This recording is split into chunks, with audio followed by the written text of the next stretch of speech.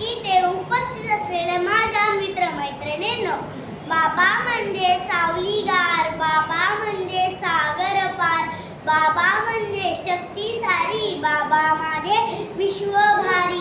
बाबा, वडील, पप्पा, डॅडी हे बोलायला किती छान वाटते ना.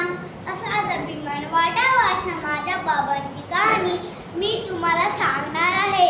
खरं तर माझा बाबा माझा सुपर हिरो आहे, पहिला मित्रही आहे. खरं तर मी त्याला ये बाबा असंच म्हणायचो.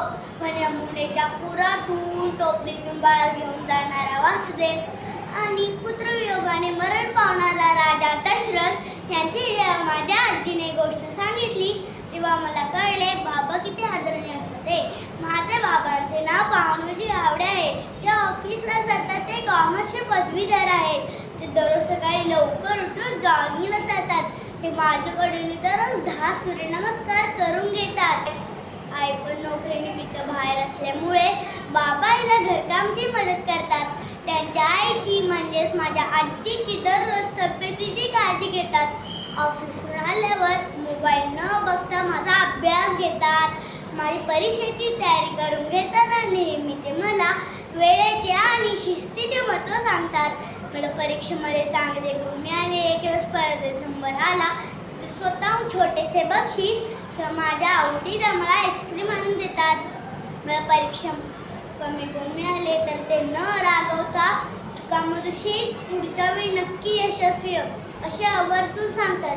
शाळेतून सुटल्यावर आठवड्यातून 3 दिवस बाबा त्यांच्या स्कूटीवर मला डान्स क्लासला सोडायला येतात.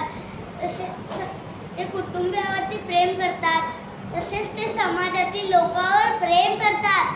म्हणूनच ते दर रविवारी विनामूल्य व्यायामाचे आणि योगाचे क्लास घेऊन समाजातील लोकांना मार्गदर्शन करतात. मी एकदा बाबांकडे तक्रार केली, प्रज्ञाशोधा अभ्यास, वर्गातला गृहपाठ बाईंनी किती जास्त दिलंय बरं. बाबांनी मला सांगितले, अरे देवराज, कोणते काम करण्यासाठी माणसाचे डोळे घाबरतात पण हात घाबरत नाहीत. हाच मंत्र मी लक्षात ठेवूनच गेल्या वर्षी प्रज्ञाशोध परीक्षेत मी यशस्वी झालो. माझ्या बाबांची इच्छा आहे की मोठं मी IAS परीक्षा उत्तीर्ण होऊन कलेक्टर व्हावे आणि समाजातील लोकांची सेवा करावी. खरेच बाबा असतो वडासारखा मातीत घट्ट रुतून कुटुंबाला सावली देणारा, स्वतः सोसणारा पण लेकराच्या पंखात बळ देणारा. हे संस्कृतमध्ये श्लोक आहे, ते माझी आजी सांगते. पिता धर्म, पिता सर्व, पिता ही परम तप. म्हणजेच माझे धर्म, माझे स्वर्ग, माझे संपूर्ण जीवन माझे बाबा आहेत. त्यांच्यामुळेच मी आनंदी आहे. शेवटी एकच सांगतो, माझा बाबा माझा